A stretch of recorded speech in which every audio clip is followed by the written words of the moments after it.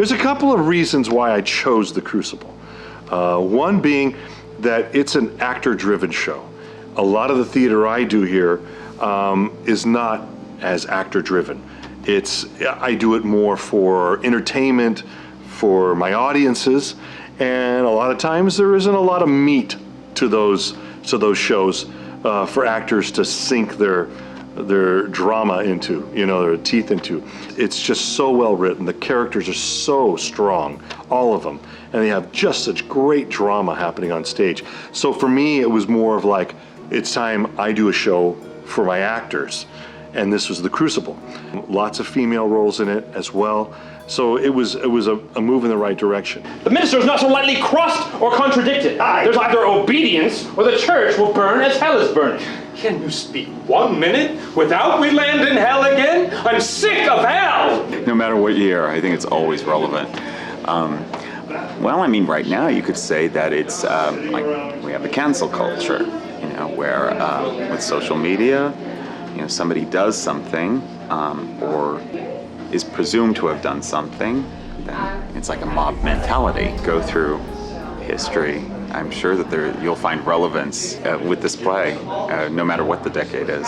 I tried and tried, but could not say my prayers. Then she closed her book, walked out of the house, and suddenly, mark this, I could pray again. It's about a community that's striving and failing and sometimes succeeding, and I think everybody relates in different ways to very different parts of the play.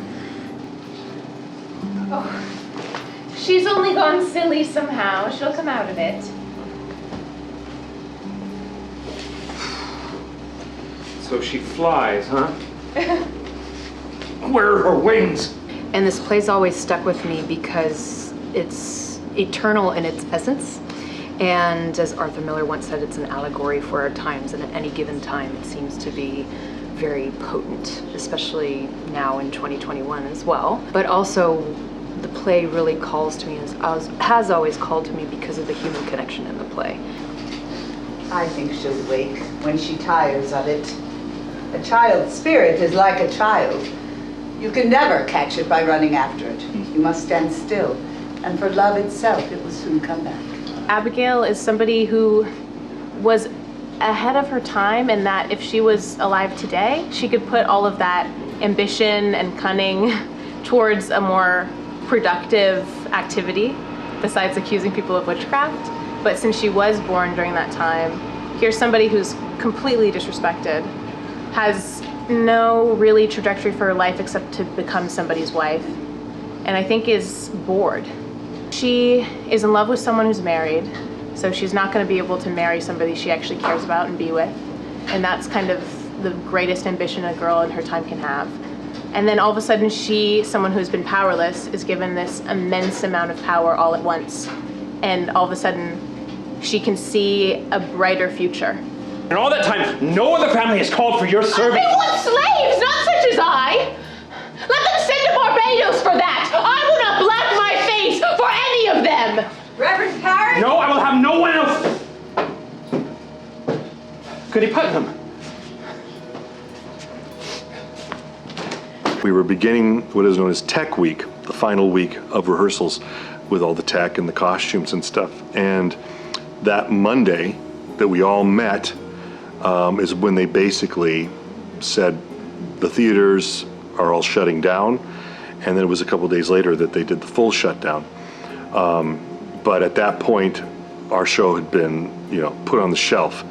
And of course, everybody knows we don't really know how long it was going to last. But literally, the show was ready to open, costumed, everything. And we were in a holding pattern. Oh, no! I had not expected such distinguished company, sir. Well, it did not seem to help us today, Mr. Hale. We look to you to come to our house and save our child. We were rehearsing for a while on Zoom and doing socially distanced mass rehearsals, but that came to a stop when we just didn't see an end in sight. And then a month ago today, we started up rehearsals again, and it was pretty fascinating to see how quick We retained everything. Yeah. I mean, we ran through the whole show. Oh, what'll we do? I just come from the farm. The whole country is talking witchcraft.